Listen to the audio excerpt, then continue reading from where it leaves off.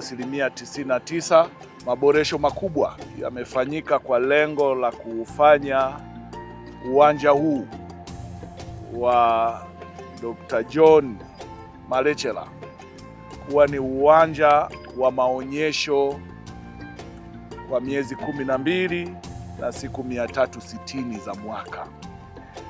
Kwa hiyo mmepita, mmeona kwanza uhakika kwamba maandalizi kama nilivyosema yamekamilika, lakini la pili kubwa ni kuhusu ratiba kuelekea kwenye maonyesho haya ya wakulima ambayo kwa sehemu kubwa yanabeba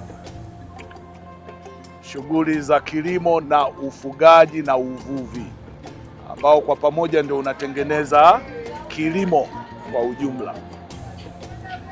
Na kwa hiyo maandalizi kwetu yamekamilika na ratiba itaanza tarehe mosi, kesho, mwezi wa 8, ambapo Mheshimiwa Waziri Mkuu wa Jamhuri ya Muungano wa Tanzania Daktari Mwigulu Lameck Nchemba atazindua rasmi maonyesho haya kupitia viwanja vya maonyesho nilivyosema vya John Samuel Malechela, ambapo ndipo maonyesho ya kitaifa yanapofanyika mwaka huu.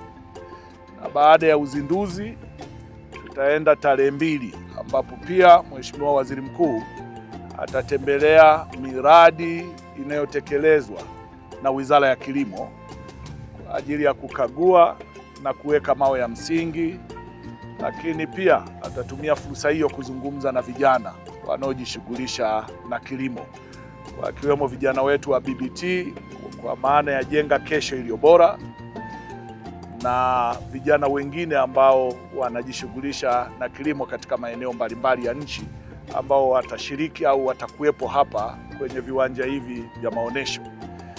Baada ya hapo tarehe 3 tutakuwa na shughuli za taasisi zetu mbili. Moja, ushirika Tanzania, na 2 ni TARI, taasisi yetu ya utafiti wa kilimo nchini.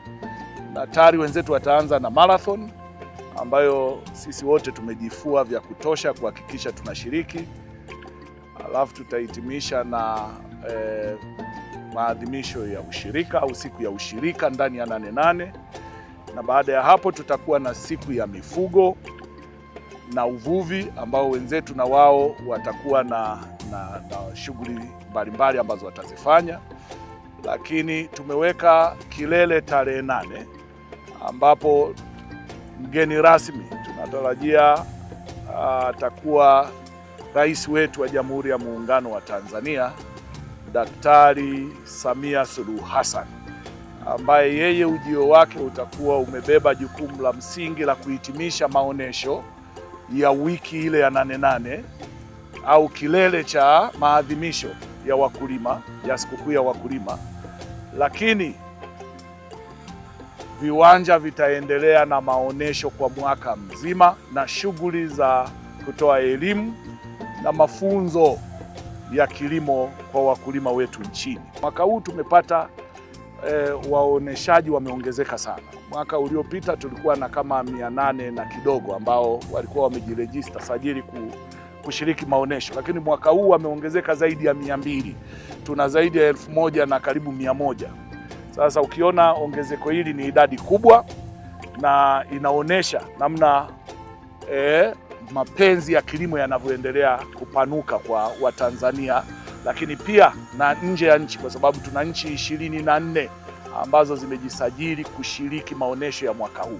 Lakini niseme pia tutakuwa na maonesho katika kanda 8 kama ilivyo kawaida. Tutakuwa na maonesho ya Lindi yatayokuwa na kanda ya kusini, tutakuwa na maonesho ya Mbeya yatayokuwa na kanda ya nyanda za juu kusini, tutakuwa na Morogoro kanda ya mashariki, tutakuwa na Arusha kanda ya nyanda za juu kaskazini, lakini tutakuwa na Simiyu kwa ajili ya kule kanda ya ziwa magharibi, alafu tutakuwa na Mwanza kwa ajili ya kanda ya ziwa yenyewe, alafu tutakuwa na Tabora kwa ajili ya ukanda wa magharibi wa ziwa Tanganyika. Kwa hiyo na hii ya Dodoma inafanya kanda kuwa 8, na hii ni kanda ya kati inayohusisha mikoa ya Singida na Dodoma. Mimi nitoe wito sasa na nitumie nafasi hii kuwakaribisha Watanzania wote, wakulima wote, wafanyabiashara wa mnyororo wa kilimo, kuanzia kwenye mazao ya shamba, mifugo na uvuvi, kuanzia kesho kutumia fursa ya maonyesho haya kuja kujifunza teknolojia, kuja kujifunza mbegu mbalimbali, kuja kujifunza viuatilifu pamoja na kupata elimu ya jumla inayohusiana na masuala ya kilimo.